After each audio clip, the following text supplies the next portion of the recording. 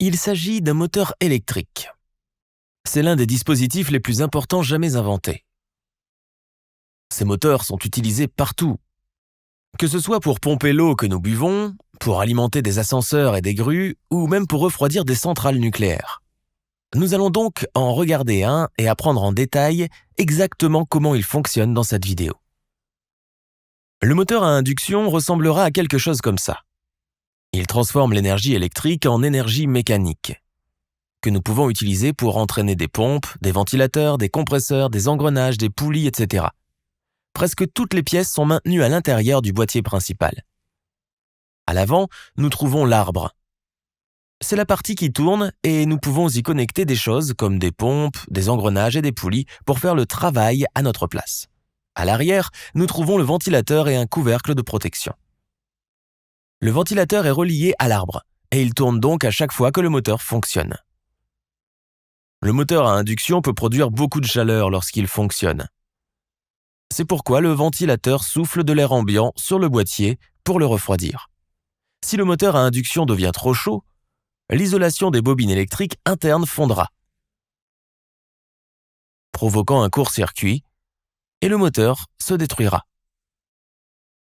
Les ailettes situées sur le côté du boîtier contribuent à augmenter la surface et cela nous permet d'éliminer plus de chaleur indésirable. L'arbre est supporté par des roulements qui se trouvent à l'intérieur des boucliers avant et arrière. Les roulements aident l'arbre à tourner en douceur et à le maintenir en position. À l'intérieur du boîtier, nous trouvons le stator. Le stator est fixe et ne tourne pas. Il est constitué d'un certain nombre de fils de cuivre qui sont enroulés en bobine entre les fentes situées sur le périmètre intérieur. Le fil de cuivre est recouvert d'un émail spécial qui isole électriquement les fils les uns des autres. Ce qui signifie que l'électricité doit circuler à travers toute la bobine, sinon elle prendrait le chemin le plus court possible. Et nous verrons pourquoi c'est important un peu plus loin dans cette vidéo. Il s'agit d'un moteur à induction triphasé. Nous avons donc 3 jeux de bobines séparées dans le stator.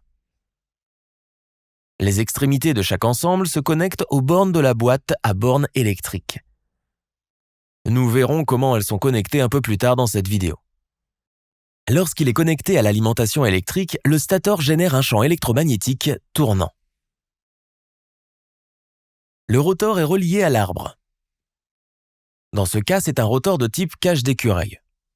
Il est appelé cage d'écureuil parce qu'il a 2 anneaux d'extrémité qui sont reliés par des barres et qui tournent ensemble. Cette conception est similaire à une petite cage ou une roue d'exercice utilisée par un hamster de compagnie ou même un écureuil. La cage d'écureuil est équipée d'un certain nombre de tôles d'acier laminées. Ces tôles permettent de concentrer le champ magnétique sur les barreaux. Les tôles sont utilisées à la place d'une pièce de métal solide, car cela améliore l'efficacité en réduisant la taille des courants de Foucault dans le rotor. Lorsque le rotor est placé à l'intérieur du stator et que le stator est connecté à une alimentation électrique, le rotor commence à tourner. Comment cela est-il possible? Lorsque l'électricité passe à travers un fil, un champ électromagnétique est généré autour du fil. Nous pouvons le constater en plaçant des boussoles autour du fil. Les boussoles tournent pour s'aligner sur ce champ magnétique. Si la direction du courant est inversée, le champ magnétique s'inverse également. Et de ce fait, les boussoles changent de direction. Le champ magnétique du fil tire et pousse les cadrans de la boussole. Tout comme si on faisait glisser 2 barreaux magnétiques l'un vers l'autre. Ils seront soit attirés, soit repoussés. Nous pouvons même utiliser un aimant pour faire tourner un autre aimant. Ou bien encore, nous pouvons faire tourner l'aimant en modifiant l'intensité du champ magnétique autour de lui. Si nous plaçons un fil dans un champ magnétique et faisons passer un courant à travers lui, le champ magnétique du fil interagira avec les aimants permanents. Le champ magnétique et le fil subiront une force.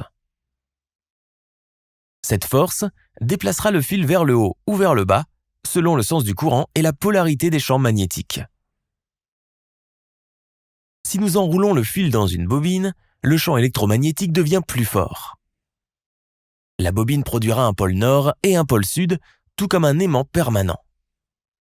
Nous appelons ces bobines de fil des inducteurs.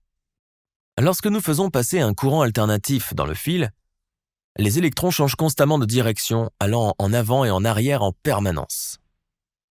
Ainsi, le champ magnétique va également se dilater et s'effondrer, et la polarité s'inversera à chaque fois.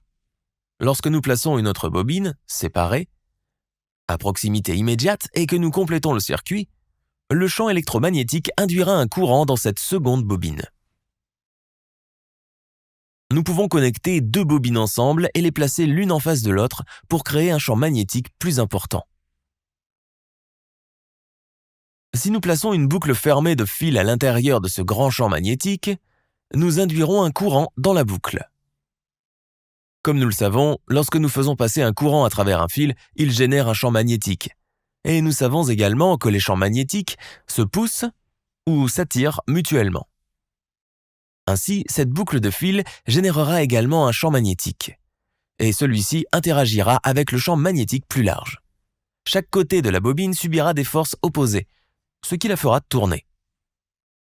Cette boucle est donc notre rotor et les bobines sont le stator.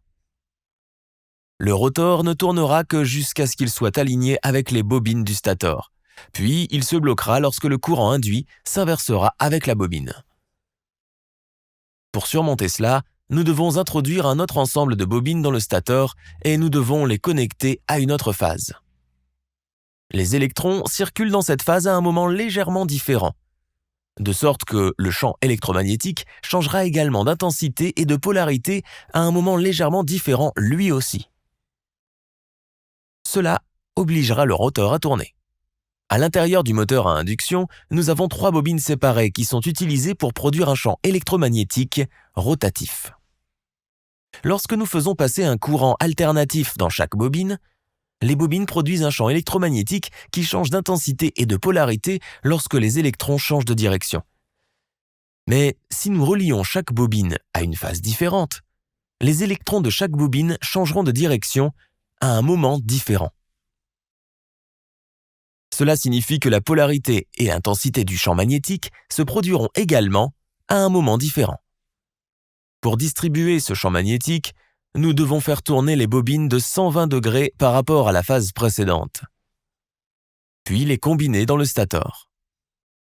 Le champ magnétique varie en intensité et en polarité entre les bobines, qui se combinent pour produire l'effet d'un champ magnétique tournant. Nous avons vu plus haut dans cette vidéo que le courant peut être induit dans une seconde bobine, lorsqu'elle est à proximité.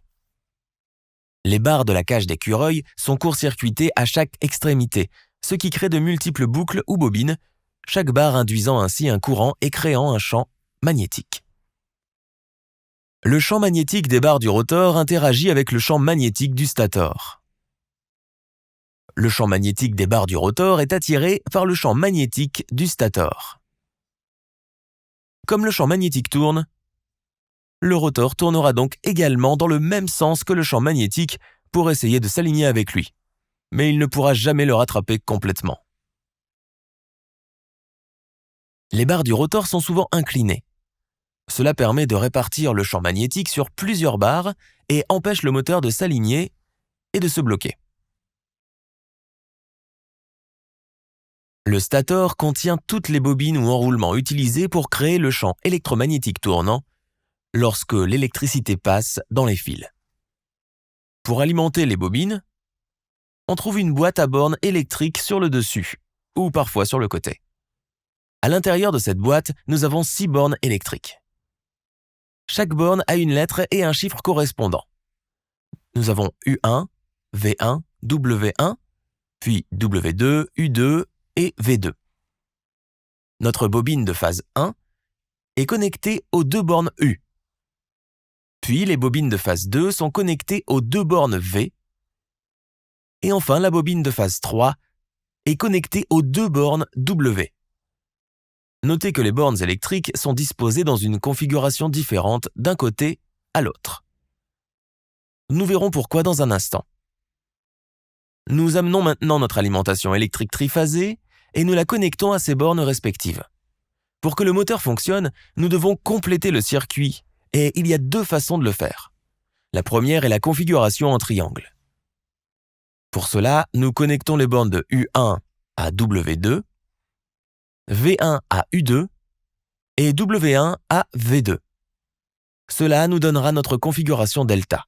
Maintenant, lorsque nous fournissons du courant alternatif à travers les phases, nous voyons que l'électricité circule d'une phase à l'autre, car le sens du courant alternatif s'inverse dans chaque phase à un moment différent.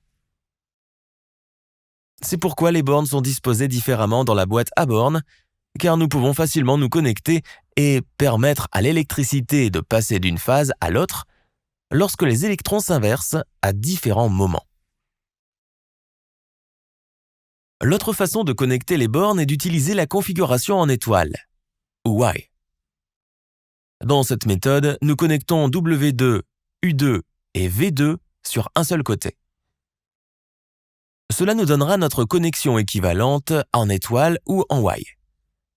Maintenant, lorsque nous faisons passer l'électricité à travers les phases, nous voyons que les électrons sont partagés entre les terminaux des phases. En raison de leur différence de conception, la quantité de courant qui circule dans la configuration en étoile et delta est différente. Et nous verrons quelques calculs pour ceci vers la fin de la vidéo.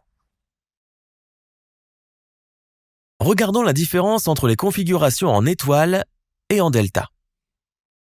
Disons que nous avons le moteur connecté en delta, avec une tension d'alimentation de 400 volts. Cela signifie que lorsque nous utilisons un multimètre pour mesurer la tension entre deux phases, nous obtenons une lecture de 400 volts, que nous appelons tension de ligne à ligne. Maintenant, si nous mesurons aux deux extrémités d'une bobine, nous voyons à nouveau la tension de 400 volts entre les lignes. Supposons que chaque bobine ait une résistance ou une impédance de 20 ohms, puisqu'il s'agit d'un courant alternatif.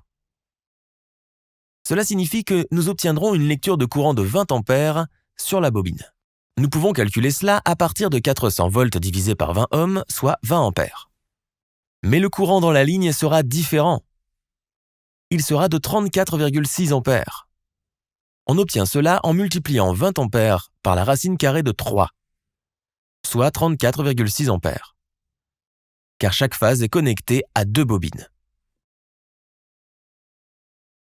Maintenant, si nous regardons la configuration en étoile ou en Y, nous avons à nouveau une tension de 400 volts entre les lignes. Nous voyons cela si nous mesurons entre deux phases quelconques. Mais dans la configuration en étoile, toutes nos bobines sont connectées ensemble et se rencontrent au point étoile ou au point neutre. C'est à partir de ce point que nous pouvons faire passer un fil neutre si nécessaire. Donc cette fois-ci, lorsque nous mesurons la tension aux extrémités d'une bobine, nous obtenons une valeur inférieure de 230 volts. Parce que la phase n'est pas directement connectée à deux bobines comme dans la configuration delta. Une extrémité de la bobine est connectée à une phase, mais l'autre est connectée au point partagé.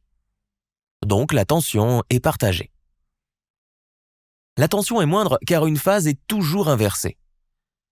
Nous pouvons calculer cela en divisant 400 volts par la racine carrée de 3, ce qui donne 230 volts. Comme la tension est inférieure, le courant le sera aussi. Si cette bobine a également une impédance de 20 ohms, alors 230 volts divisé par 20 ampères égale 11,5 ampères. Le courant de ligne sera donc également le même, soit 11,5 ampères. On peut donc voir, dans la configuration delta, que la bobine est exposée à la totalité des 400 volts entre deux phases, mais que la configuration de départ n'est exposée qu'à 230 volts entre la phase et le point neutre. L'étoile utilise donc moins de tension et moins de courant que la version delta. Ok, c'est tout pour cette vidéo, mais pour continuer à apprendre le génie électrique, regardez une des vidéos à l'écran maintenant et je vous y retrouverai pour la prochaine leçon. N'oubliez pas de nous suivre sur Facebook, Instagram, LinkedIn ainsi que sur theengineeringmindset.com.